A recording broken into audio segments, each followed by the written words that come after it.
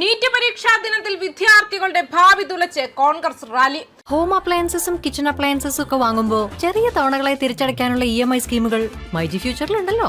Experience ചെയ്യാം next level shopping myG ഫ്യൂച്ചറിൽ. ബാംഗ്ലൂരുവിൽ വൈകിയെത്തിയ വിദ്യാർത്ഥികൾ മടങ്ങിയത് കണ്ണീരോടെ.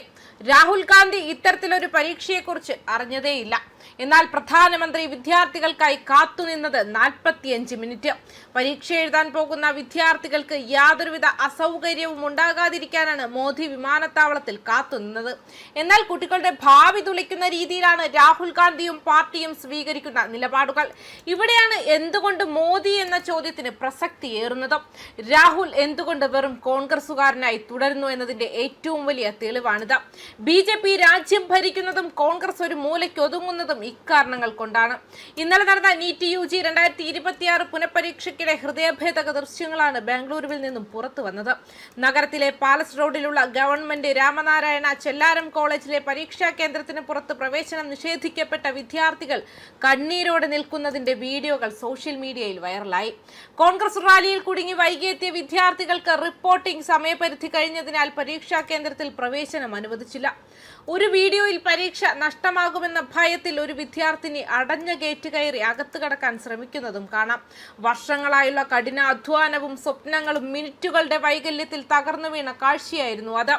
ഉച്ചയ്ക്ക് 2 മുതൽ 5:15 വരെ രാജ്യത്തുടനീളം കർശന സുരക്ഷാ ക്രമീകരണങ്ങളോടെയാണ് നീറ്റ് UG പുനഃപരീക്ഷ നടന്നത്.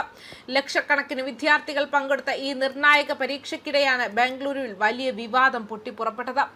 ഇന്നലെ പാലസ് ഗ്രൗണ്ടിൽ നടന്ന കർണാടക പ്രദേശ് കോൺഗ്രസ് കമ്മിറ്റി പ്രസിഡന്റിന്റെ ചുമതലയേൽക്കൽ ചടങ്ങിനെ തുടർന്നുണ്ടായ കനത്ത ഗതാഗത കുരുക്കാണ് ചില വിദ്യാർത്ഥികൾക്ക് പരീക്ഷാ കേന്ദ്രങ്ങൾ സമയത്ത് എത്താൻ തടസ്സമായതെന്നാണ് ആരോപണം. പരീക്ഷാ ദിവസം തന്നെ നഗരമാധ്യത്തിൽ വൻ രാഷ്ട്രീയ സമ്മേളനം സംഘടിപ്പിച്ചത് ഭരണകൂടത്തിന്റെ മുൻഗണനകളെ ചോദ്യം ചെയ്യുന്നതായി വിമർശകർ ചൂണ്ടിക്കാട്ടുന്നു. BJP നേതാവ് BY വിജയേന്ദ്ര കോൺഗ്രസ് സർക്കാരിനെ രൂക്ഷമായി വിമർശിച്ചിരിക്കുകയാണ്. ഇന്നലെ ആയിരക്കണക്കിന് വിദ്യാർത്ഥികൾ നീറ്റ് പരീക്ഷ എഴുതുന്നുണ്ടെന്ന് പൊതുജനങ്ങൾക്ക് അറിയാവുന്ന കാര്യമായിരുന്നു. എന്നിട്ടും പാലസ് ഗ്രൗണ്ടിൽ KPCC പ്രസിഡന്റിന്റെ സത്യപ്രതിജ്ഞാ ചടങ്ങ് സംഘടിപ്പിച്ചു.